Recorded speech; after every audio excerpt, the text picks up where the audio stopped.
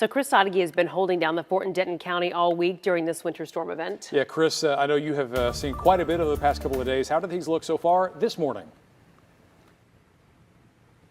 Well, Mark, it is slightly raining this morning, which could be a good thing. I'll tell you, yesterday, after we got off the air, we started to get some rain. We thought that might make things worse, but it actually made driving better because it turned the ice that was on the road into slush. The way it was explained to me, the rain that was falling was warm enough to turn the ice into slush. Now, coming out this morning in the parking lot, though, different story, because that slush had refrozen overnight. So now you have a situation where it's a much more spotty covering of ice. Walking out into the parking lot this morning, ice was fine in some areas, totally wet but dry, didn't have to worry about slipping, and then the next thing you know, you're having to inch by with that penguin walk, as they say. So the situation's still very dangerous. It seems like there could be some light at the end of the tunnel. You can see the snowplows are out. I've been keeping an eye on I-35 because we can see it from where we're standing. Cars are zooming right along on the interstate, so it doesn't look like there's much of an issue up there. But remember, this spotty ice that I just explained, you might be perfectly fine 1 second, slipping and sliding the next. So the way things happen overnight, you got to really pay attention where you're stepping, where you're driving. But it does seem like we're getting towards the end of it, especially if this rain falling now has that same effect of turning the ice into slush. That's what we're going to be monitoring this morning in Denton County. Now let's send it out to Collin County, where Tiffany L is out there. Tiffany, is it raining where you're at? You know, it is sprinkling where I'm at right now, and it's very similar to you. This is a far cry from the last few days that we've seen, but look, it is still a little bit nasty out. You know, there's still some slush on the ground, but overall the ice here has pretty much melted.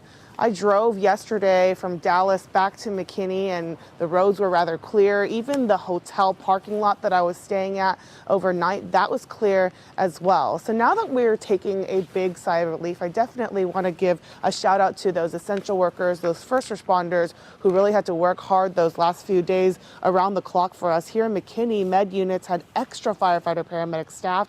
Dispatchers in Plano, they spent nights at work away from their families, and essential workers in Frisco as well. They stayed at nearby hotels to make sure they could be there to answer the call as we were telling people to stay home. Obviously, there were so many who needed to go to work, and they were able to help us out in those situations. Not only for those first responders, but also places like Walgreens as well. This pharmacy was open when it was frozen over and almost everybody else was closed. And also I'm standing in the parking lot right now of this 7-Eleven. I just have to give a shout out to Mark inside because he has been so gracious to us, letting us stand under this awning during the rain this morning, told me he had a fresh pot of coffee inside. It's these essential workers who really make this whole week better after standing in the cold for so long. But you guys, no hat, no gloves this morning. I'm feeling pretty good. Let's send it over to Sean Giggy in Dallas.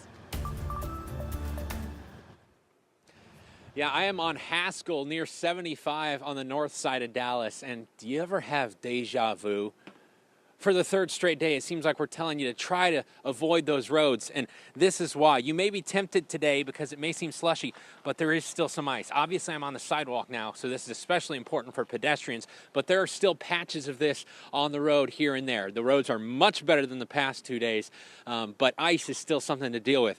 I want you to come with me because I want to show you something, okay? We're going to step down here. Watch that first step. It's a doozy.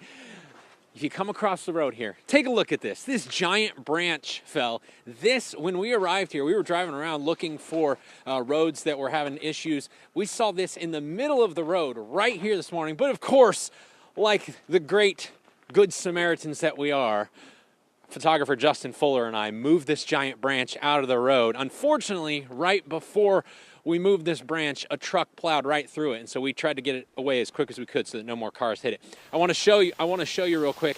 This is some video that Justin Fuller shot before we moved the branch of it in the middle of the road, and there were some cars that were having to slam on their brakes, and they were slipping and sliding to try and avoid this, and that's when we made the decision to put the camera away, get this out of the road so that people passing by here would be safe. But this is the kind of stuff you're going to be dealing with this morning. Hopefully, as the ice melts, that problem goes away, but there is potential that more branches could be falling, power lines could be damaged, things like that. So Not out of the woods yet, but it is warming up and it is getting better. And one place that it's really warm, kudos to you, Marcus Took.